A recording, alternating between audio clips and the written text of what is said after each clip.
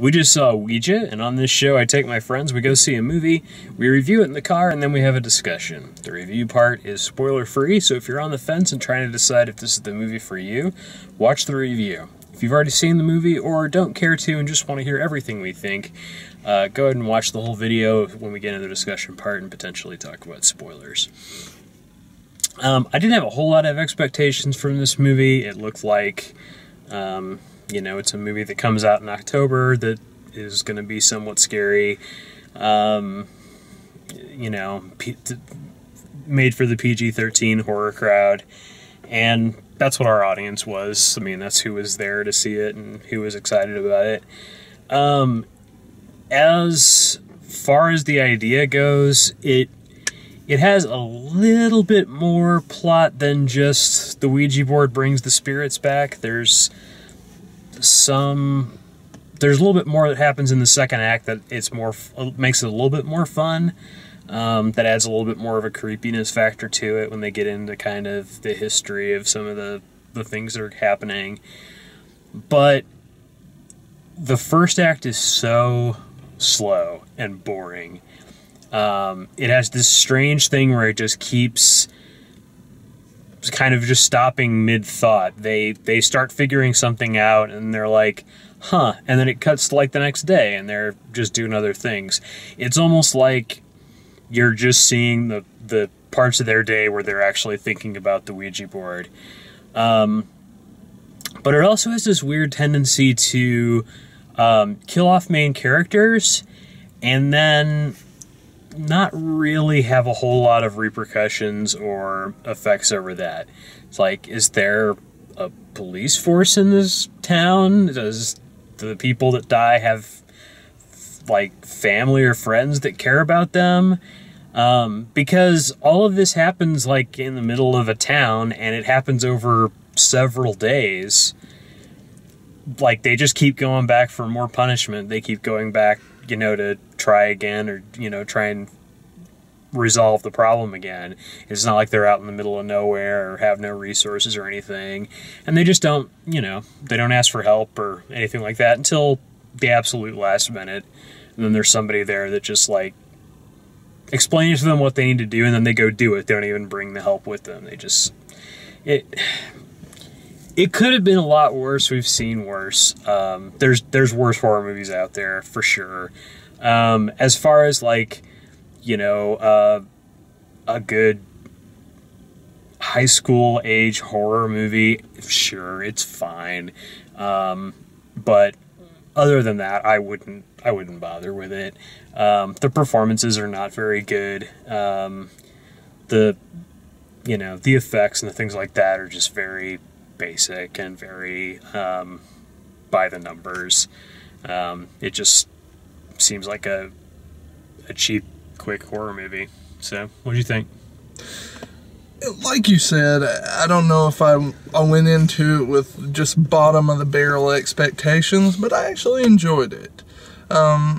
It wasn't, to me, it didn't feel like a horror movie. It felt closer in line with the Final Destination movies, kind of. Mm-hmm. A lot slower paced, though. Yeah. And not quite as gruesome. They had some neat ideas, and the jump scares were pretty good. My biggest problem with the movie was they telegraphed their jump scares. Like, you knew exactly where they were going to come from. Yeah. Because the camera kind of centered in on that area. But the performances were weak, and of course you've got a young cast of nobodies. There were no parents. Well, I mean, like a couple make an appearance at the beginning, but then you never see anybody, an adult again. They make a big deal in the beginning about explaining why there's no adults in the movie, and then like there's it's convoluted. I'll get into it in the discussion parts, but it's still stupid that like their parents aren't around, but they're still going to school every day, and there's like it's like they're having their after school horror movie. Yeah, it's kind of like it's kind of like a Leave It to Beaver ideal neighborhood.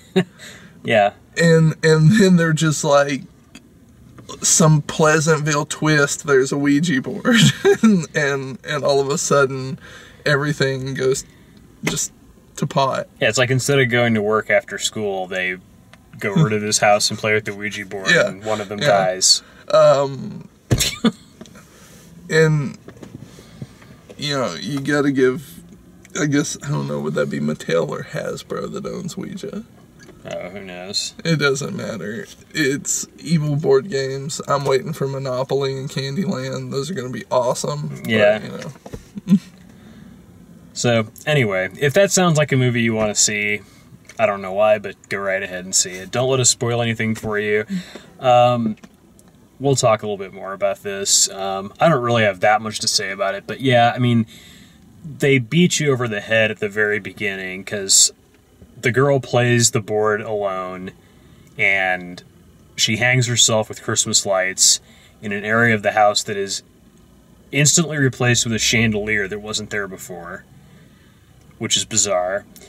And then there's like a funeral, and then they don't really explain why the main character's mom is away, but they say that she's been away for quite a while. Like, well, she said mom's been gone for years now, and so but you assume like, she's either dead or. But they're two high school girls living together. Like, it's the older sister and the younger sister, and you never find out who's the older and who's the younger. Oh no, the main character is the older one. I just assumed she was the older. No, they do show that at the beginning, and then later on, like when she's like ordering her around and all of that. So that's all weird. And then the house where all of the bad stuff happens, like once the girl commits suicide, like her mom leaves the house because she doesn't want to be there, but she asks the main character to watch over, the plants and check on things and get the mail and that kind of stuff. And so that's how they start sort of unraveling the mystery. But then, like, the power of the demon isn't limited to the house or the Ouija board because, once you play, basically, it can get you wherever it wants to. Like, it kills the one girl in her bedroom or in her bathroom. It kills the other dude, like... I don't know if I missed it, but how did that one guy die? Like, the girl screams at him, and all of a sudden his face goes white, and then she gets a text message that says something happens to Pete. But I didn't remember hearing what happened to him. Like, did he just die off camera?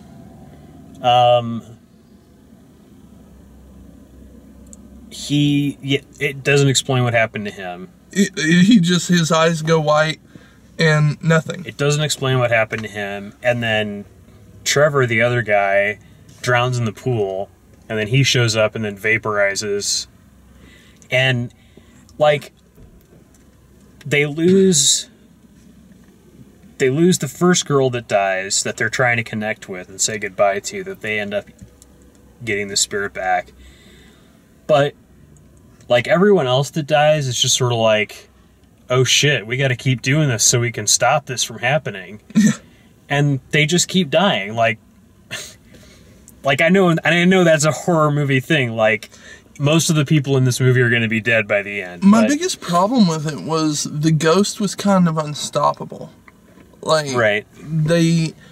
It wasn't like they could fight it off or fight back. It was like they saw this ghost, and then the ghost took possession of them and killed themselves. Well, and why did burning the board and burning the body make a difference? Well, obviously it didn't if you go by the ending. What happened at the ending? Well, the board was back. It was back where? In her room.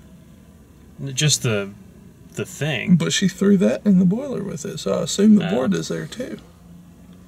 Okay. But, I mean, here's the big thing to me. They made this movie before, back in the 90s. It was called The Witch Board. Mm-hmm.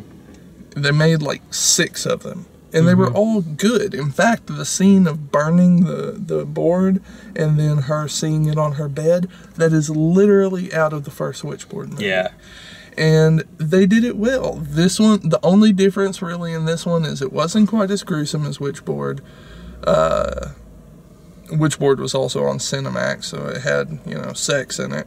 And then 3, it wasn't officially licensed by Ouija.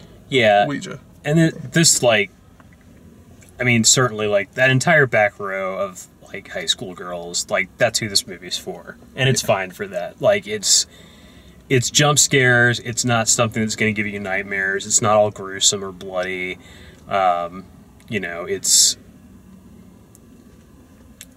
like mild horror. Like, yeah, you know what you're getting when you buy your ticket to this.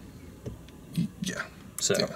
But it was good. It was good. I mean, it was enjoyable. It was better than Annabelle. Once it got going, it was not bad. Once it got going, it didn't bother me. That, you know, it was just kind of a by the numbers story. At the beginning, I almost fell asleep. The beginning was terrible. The beginning was so slow and so boring.